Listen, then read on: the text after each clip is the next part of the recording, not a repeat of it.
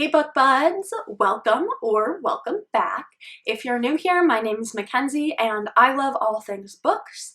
I mostly read fantasy, queer reads, and romance reads. And today is Tuesday Tea with Kenzie! Yay!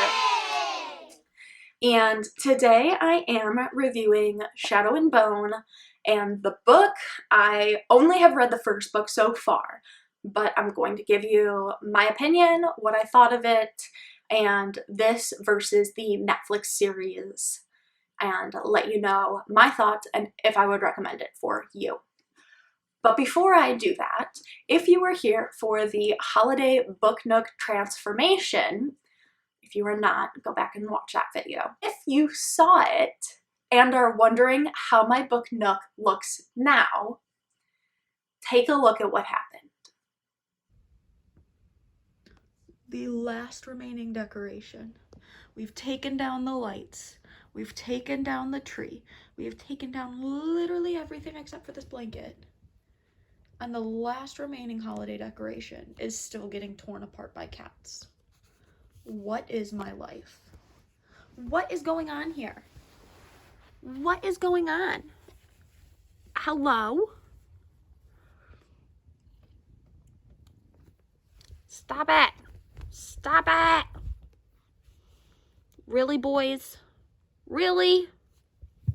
So, as you can see, my cats made a mess of things, so the book nook didn't last very long, but I still think that it was really cute while it lasted, and I do still have the blanket and my pillow pet, even if all of the other really fun things are no longer with us.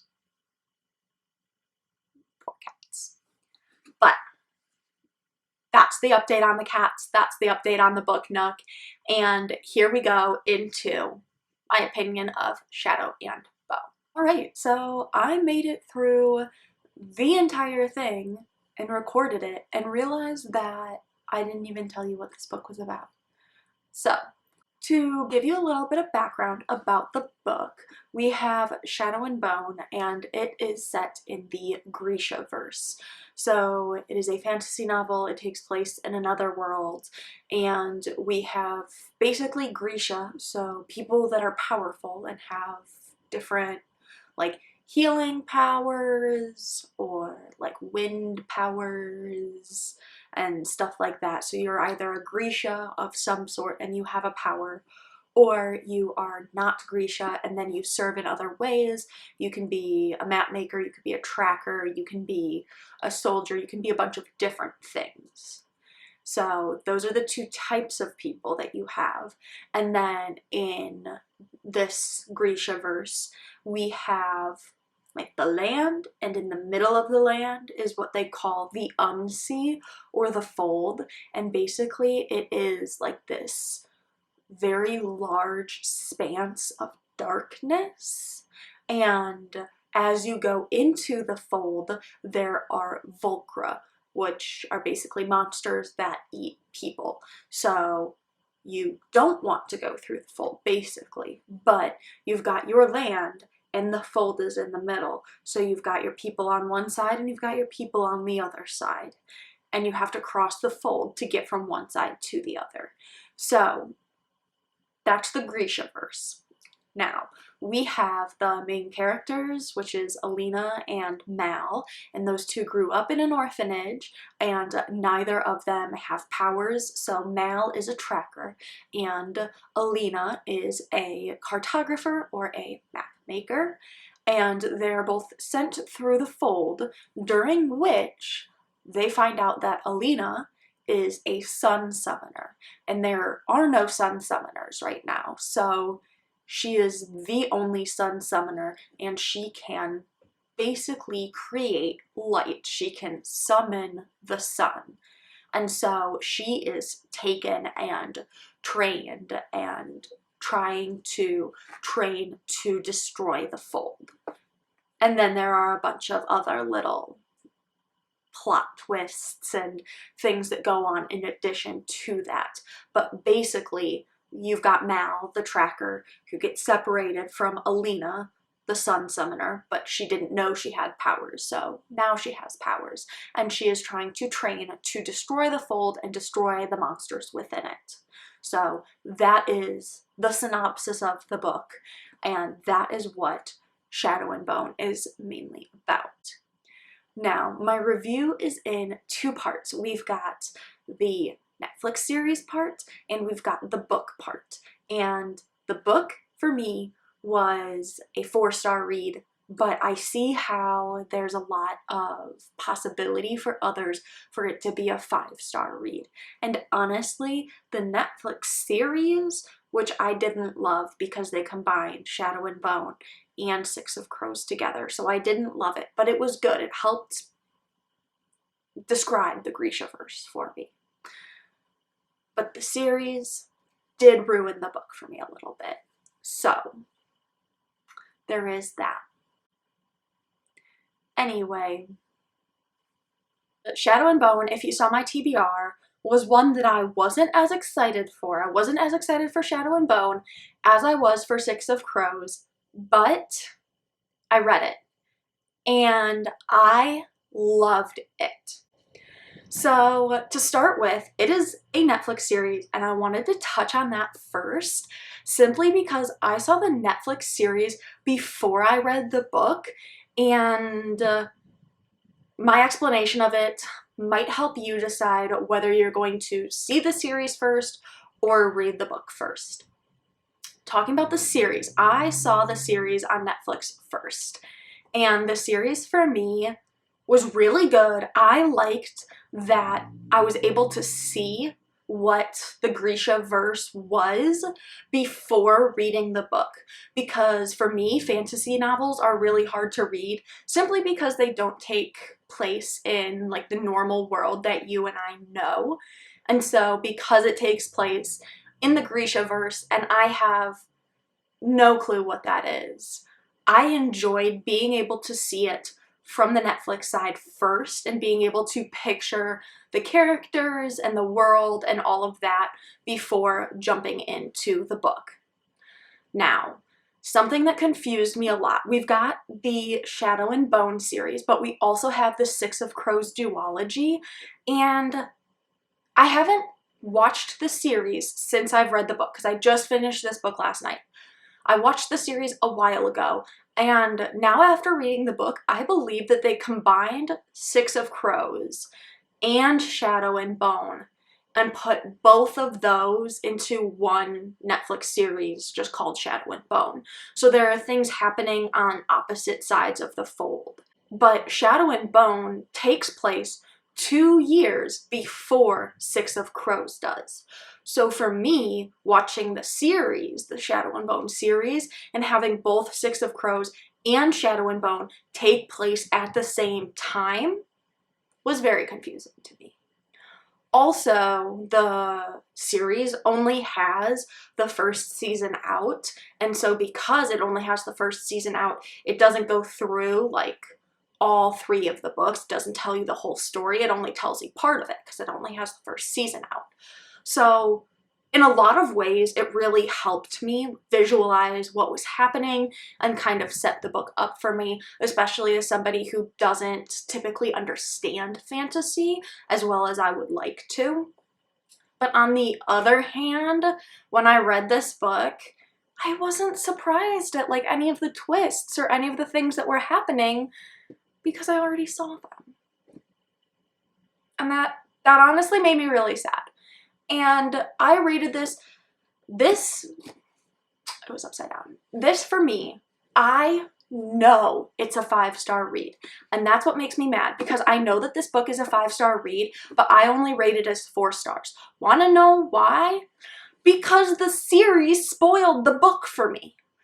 There's 2 different ways of reading a book. You either read the book and you're completely encapsulated in the book, in the series, everything around you fades away and you are just reading and you are completely devoted to this book. It takes up everything and you feel everything with your whole being and everything else just fades away. Those are 5-star reads for me. And then if you don't really care, like if you're just reading, and sometimes when you read, it's just words on a page, and you're not really there, and you don't really feel it, and you're just like, this is words on a page, and this is a story, but you're not in the world, you're not experiencing that. Those are like 3-star reads for me. You're not in the world, but it was still a good book. And then 1-star reads are like books I just didn't like. So for me, this had the possibility of being a 5-star read because I felt myself sucked into the world and I was there, but I also knew exactly what was going to happen next because I saw the series. And that makes me so mad. Why did I do that to myself? I don't know. I really don't. So if you're thinking about whether you should read the book or watch the series first, I would recommend reading the book first. And not just because I'm one of those, the book is better than the movie type of people, because that typically is me. The books are better than the movies, except for the Harry Potter ones. Harry Potter movies are superior to the Harry Potter books. Come for me. You can do that. But I tend to say read the books first and then watch the series or the videos or whatever. This book, 5 stars. You will get sucked in 100%. Unless you don't read this first. You have to read the book first before you watch the series, because for me, the series just ruined the book a little bit. And I'm really hoping that I read the book again, and then by reading the book again, I'd get more into the book than I was the series. And you know, like you can predict what comes next, but in a good way rather than in a bad way, if that makes any sense. But I would recommend this. Good Girl Complex, I was a little on the border. I didn't know what to say. I was like, recommend it if you like the cheating trope or if you like Elle Kennedy. But other than that, I wasn't a huge fan. This, huge fan. Big fan. I love this book. You should read it. It's really good. I like it. I like it a lot. I got to the point where I don't have words because I like it so much. And that might just be my brain because I'm neurodivergent, and so like words come very differently to me than neurotypical folk. But if you're not neurodivergent and you're seeing this and you're like, yes, I experience books the same way, I want to know about it because I experience books in like a really specific and niche way. Like I'm either completely encapsulated and put into the world, and it's a 5-star read and I love it and everything's great, or a book is just words on a page and sometimes I understand those words and it tells me a story and it's a fine story, and sometimes I don't understand those words and the words are just words on a page that don't mean anything to me. So if anybody else has this dilemma, please let me know. But anyway, 4-star read for me, but I see how it would be a 5-star read for others, and it would probably be a 5-star read for you. Don't watch the series first. Read the book. Read the book first. I'm picking up the next book literally tomorrow. I ordered it online and I'm waiting for it to come in because I didn't order the entire series before I started it. So I'm waiting on the book to come, but then I am picking up the next book in the series, and I'm hoping to come back and like make a response to this video because the series on Netflix only goes through the first book. It doesn't go through the other books. So the second and the third book is going to be a complete surprise, and that's really exciting because I think that I'm going to like that better. So those might be 5-star reads for me. But for now, Shadow and Bone. Complete 5-star read. Should be a 5-star read. I thought it was 4, but you should think it's 5. And I would highly, highly, highly recommend it. So that's the tea. There's the Netflix series. There's the books.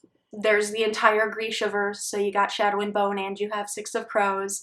Read Shadow and Bone. It's amazing. I loved it. I really did. I really, really did.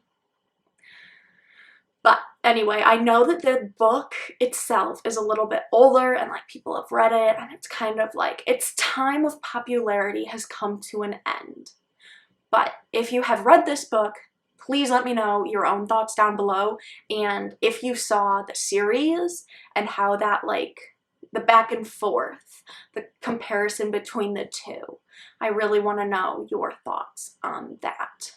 So there is that, and yeah, I hope you have a wonderful rest of your day, and I will see you here on Friday.